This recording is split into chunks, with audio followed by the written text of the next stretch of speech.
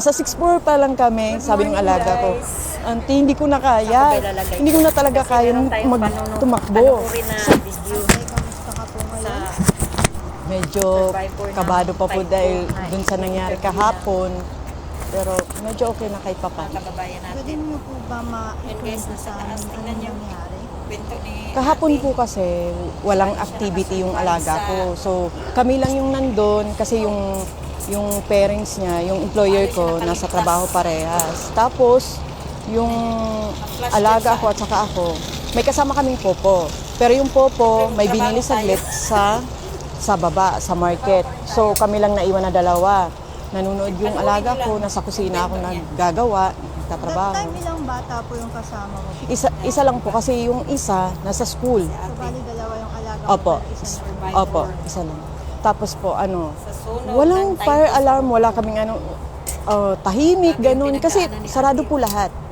Sarado po lahat, nanonood ng TV, yung alaga ko, ganun. Tapos po Paano niya nailigtas biglang, yung phone ko po kasi nakalagay lang sa bed ko na, Hindi sarili kasi lang niya. naka-silent siya lang. Documents niya, wala. Tapos biglang tumawag yung employer ko. Sabi niya, you go down because there's a fire. The building is on fire. And then, sabi ko sa alaga ko, Sean, we have to go. Hindi ko na naisip kung kunin ko yung gamit ko, passport ko, yung pera ko, ganon. Basta sabi ko, makalabas kami. Makalabas kami ng alaga ko. Kasi naano ko na rin yung usok na unti-unti nang pumapasok sa bahay namin, sa bahay ng employer ko. Tapos paglabas namin, may usok na nga. Tapos, ang kaanuhan lang kasi yung bahay ng employer ko, halos katabi lang yung fire exit. So, galing kaming, nasa 9th floor kami, yung usok, naamoy na namin. Sabi ko, Sean, takpan mo lang yung bibig mo. Sabi ko, kailangan natin tumakbo. Or else, sabi ko, mamamatay tayo dito. Talaga kayang magtumakbo. Sabi ko, hindi ko po siya binuhat. Kasi sabi ko, Sean, kailangan nating tumakbo. Or else, mamamatay tayo parehas dito.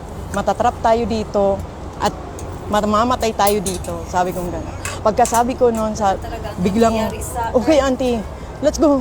Tapos, grabe takbo namin. Halos mahulog kami. Buti na lang talaga. Pero that time, malakas na po ba yung mga Kasi yan nakasulat sa Biblia. Nung time po na yon, pumapasok na yung usok. Tapos, paglabas po namin ng backdoor, yung sa fire exit, na-stuck pa yung pinto.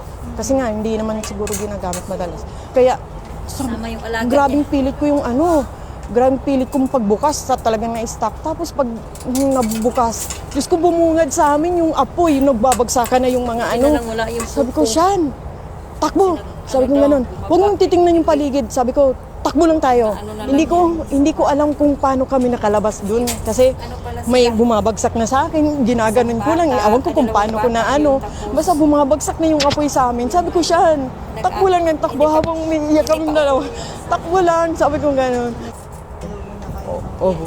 Tapos ang dami ng bumbero. Tapos kasi po yung unang nag-apoy na building, yung katabi namin. So habang inaapola nila yung building na yon, lumilipad na yung mga sa building namin. At nag-uumpisa na yung yung apoy sa building namin mismo. Kaya sobrang bilis. Habang inaapola din yung building namin, lumilipat na yung apoy dun sa kabila. Kaya nagbabagsakan na lahat ng Silent pa yung phone niya. Grabe.